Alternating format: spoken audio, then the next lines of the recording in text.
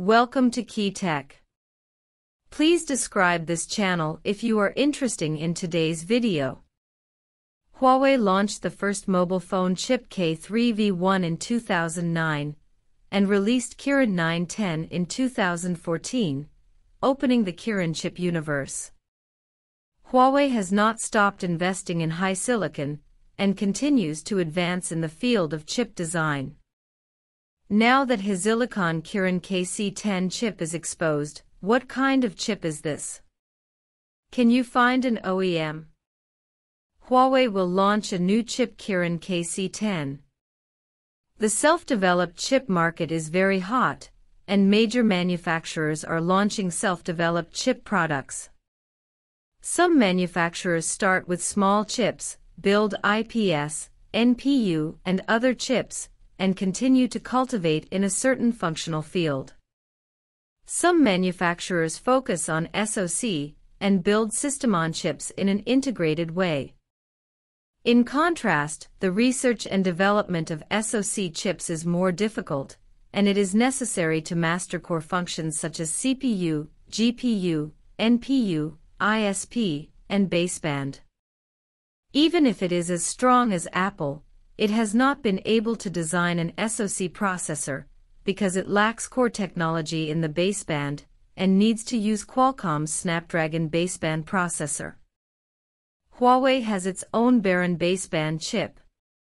With the support of Kirin baseband, Kirin SOC has industry-leading communication capabilities. Kirin 9000 is Huawei's masterpiece and the world's first 5nm 5G SoC, with excellent performance in various records. However, after Kirin 9000, we have not been able to see more Kirin iterative processors. The reason is clear to everyone.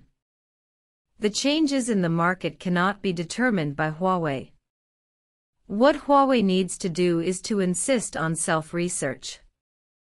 Huawei has said that it will not give up its investment in HiSilicon, and as long as it can afford it, it will continue to support it. So we have also seen that Huawei has diversified explorations in the fields of chip stacking, superconducting quantum chips, and optical computing chips, which proves that Huawei is indeed maintaining the pace of progress.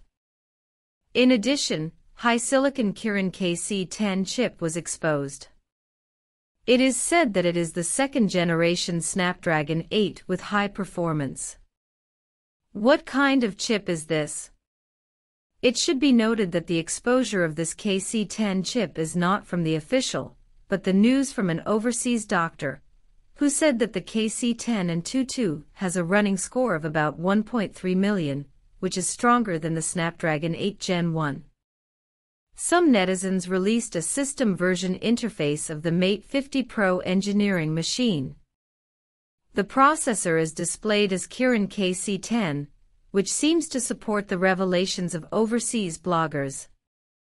Although someone has exposed this chip, it only exists in engineering machines at present, presumably for testing and verification. It is unknown whether this chip exists, what its real performance is, and even how credible the breaking information is. Breaking news is news after all, and you need to keep your eyes open to distinguish. From a hypothetical point of view, if the chip is as expected, can an OEM be found? In fact, it depends on the status of the industry chain and changes in market rules. To untie the bell, one must tie the bell.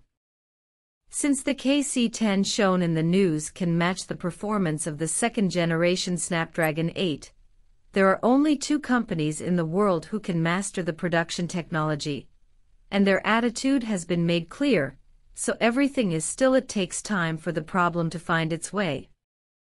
Prior to this, Huawei's main task was to maintain research and development, so that scientific researchers can work normally and prepare for the future. How does Huawei grasp the sustainable development of its business? It takes money to develop chips and conduct scientific research. Huawei's R&D investment in 2022 exceeded 140 billion yuan, while last year's sales were more than 600 billion yuan. Huawei uses most of its revenue as R&D investment to ensure the work content of scientific researchers. Scientific research is Huawei's main business, connecting various businesses such as operating systems, cloud services, chips, and communications. In this regard, how should Huawei grasp the sustainable development of its business? The first is to increase revenue levels and get more revenue. Huawei's most profitable smartphone business has encountered variables, and the overall consumer business has been incorporated into the terminal business. Today, Huawei's largest source of revenue has become the operator business, followed by the enterprise business. If it weren't for market changes, Huawei's consumer business could support at least half of its revenue. However, things are unpredictable. Huawei needs to increase its revenue level and generate more revenue. Huawei has specially set up the 20th Legion Department, developed the Smart Car Solution BU, and also carried out software transformation in the field of operating system. This series of actions is to pave the way for scientific researchers.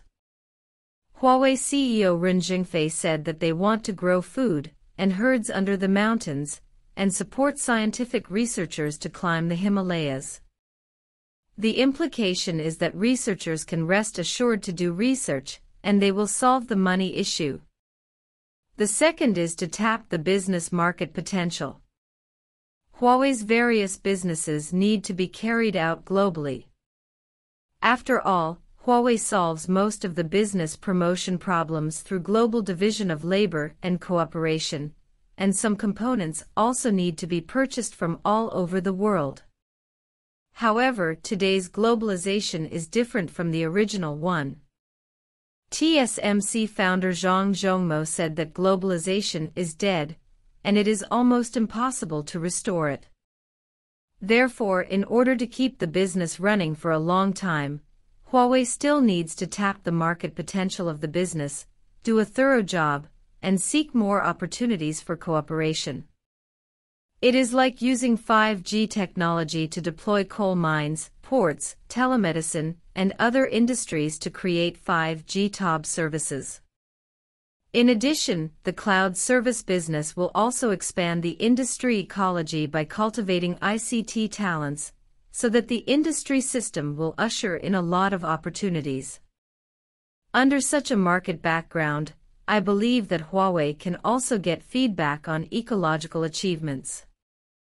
Huawei has spent more than 10 years in the field of self-developed chips, creating various series of chips such as Kirin, KC10, and belong to meet the development needs of various businesses. Although the chip has undergone significant changes, Huawei has not stopped chip research and development, and will continue to promote various businesses.